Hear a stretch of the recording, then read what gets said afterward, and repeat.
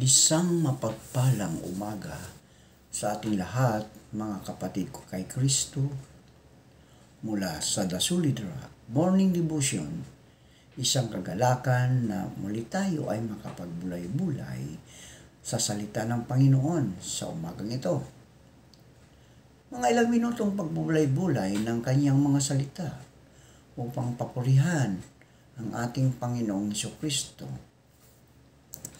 Ang ating pagbubulay-bulayan sa magandang umaga ng Martes ay matatagpuan sa mga awit 103, talatang 15 hanggang 16.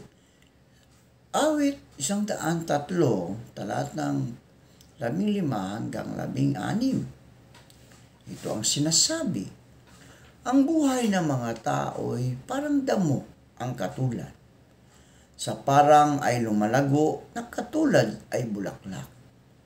Nawawala at nalalagas kapag ito'y nahanginan. Nawawala na nga ito at hindi na mamamasdan.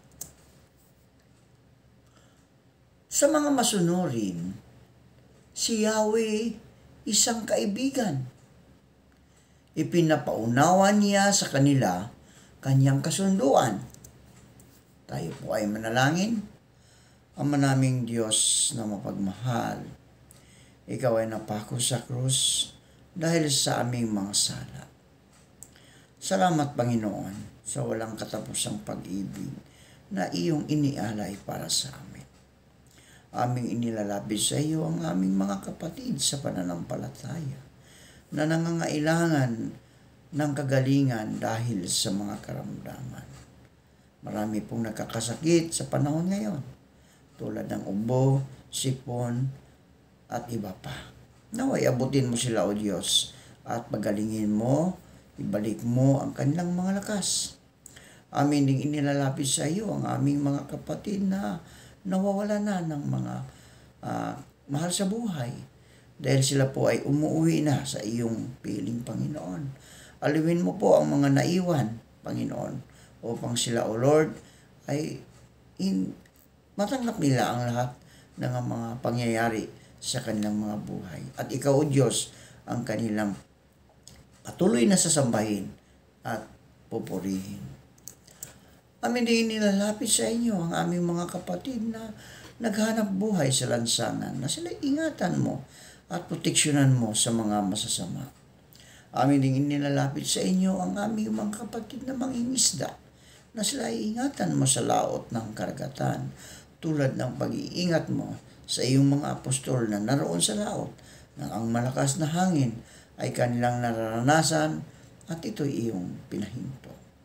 Amin ding inilalapit sa inyo ang aming mga kapatid na mga magsasaka, na sila ay ingatan mo sa kanilang pagsaka, upang sila, O Diyos, ay makapag-produce ng maraming pagkain para may maihapahanda sa hapag ng bawat tao dito sa mundo.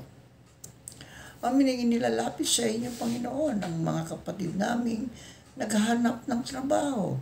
Ito man ay lokal o abroad.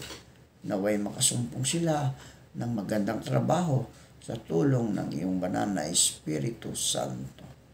Maraming salamat, O Diyos, sa mga katugunan sa aming mga panalangin. Sa pangalan ni Jesus na aming Diyos at tagapagligtas. Amen. Ang mga Hudyo, sa kanilang pagbabalik mula sa pagkatapon, ay kilala bilang isang bayang sumasamba. Hindi bansang malaya, ang pagsamba kay Yahweh ay siyang sentro ng kanilang buhay. Pagsamba sa isang Diyos na si Yahweh ang kinikilala nilang matatag na kapangyarihang nagpapanatili sa kanila bilang isang sambayan.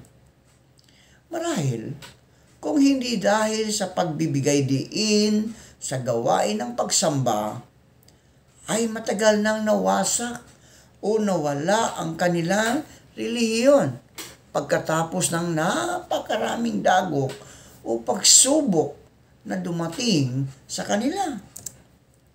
Dahil dito, Ang aklat ng mga awit ay isang mahalagang aklat para sa kanila. Ito ang aklat na nagpapaalaala sa kanila sa pamagitan ng pagsamba na sa panahon ng matinding pangangailangan at nanatiling matapat at maaasahan si Yahweh. Sa malulungkot o matagumpay na karanasan, ang Diyos ay sumasa kanila at nagliligtas sa kanila. Ito ang testimonyo ng mga Hudyo sa kanilang mga awit. Ito rin ang aklat na nagbibigay sa kanila ng lakas at pag-asa upang manumbalik at magpatuloy sa katapatan kay Yahweh. Parehong binibigyang pansin sa mga awit ang kahalagahan ng pansariling pagtatapat sa Diyos at ang pambansang pananampalataya o katapatan sa Kanya. Dahil sa lawak o dami ng karanasang nasasaad dito, ang mga mananampalataya sa ating kapanahunan ay lagi ring nakakita ng kaugnayan ng mga ito sa kanilang pang-araw-araw na karanasan. Itinala rin ni Mateo si Jesus na nagmula sa angkan ni Haring David. Ipinanganak sa lahi ni David at sa bayan ni David. Si David ang itinuturing ng mga Hudyo na dakilang hari at larawan ng haring hinirang at pinapalakas ng Diyos. Itinuturing ng bansang Hudyo si David bilang matapat, uliran at tagahango ng bansang kagaya rin ni Moises. Dahil sa paglalarawan ito kay Jesus, itinuring siyang sugo o Mesiyas ng Diyos para hanguin ang kanyang bayan mula sa pagkaalipin. Ang salitang Kristo ay nangangahulugang isinugo o Mesiyas. Si Jesus kung gayon ang inaasahang darating na tagapagligtas ng mga Hudyo ayon sa mga propeta. Ito'y matatagpuan sa Isayas, Kapitulo 7, talatang 14. Inilalarawan dito si Jesus bilang isang katuparan ng kautusan at hula ng mga propeta sa Lumang Tipan. Siya ang itinuturing na bagong kapahayagan at pakikipagtipan ng Diyos na si Yahweh sa kanyang bayang Israel. Inahalin tulad niya kay Moises. Siya'y itinuturing na dakilang ama ng pananampalatayang si Abraham. Ang sabihin na ang pinagmulan niya ay sa angkan ng dakilang ama. Sino ba ang ating dakilang ama? Si Abraham. Pinagbantaan ding patayin ng mga pinuno ng bayan noong kasisilang pa lamang at nagtuturo ng mga bagong kautusan sa bundok. Si Moses na isa rin sa pinagtangkaang patayin ng paraon ang siyang tagapagdala ng kautusan mula sa bundok ng Sinai. Nanalangin tayo.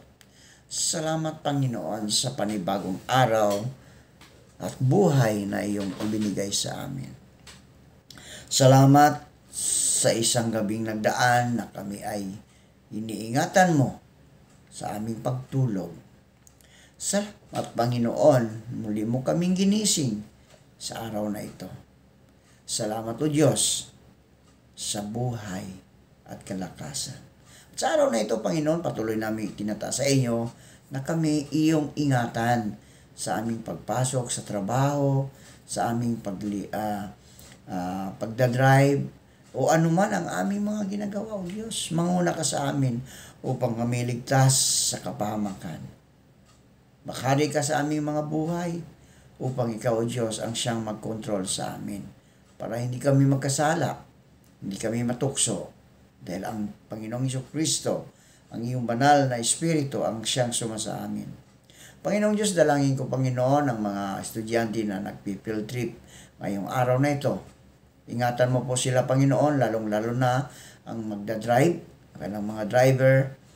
Ikaw, Diyos, ang siyang magbigay sa kanila ng proteksyon upang hindi sila mapahamak, Panginoon. Hanggang sila'y makarating sa lugar kung saan sila pumaroon. Ilayo mo po sila sa anumang kapahamakan. Maraming salamat po sa pangalan ni Jesus na aming Diyos at tagapagligtas. Amen at amen.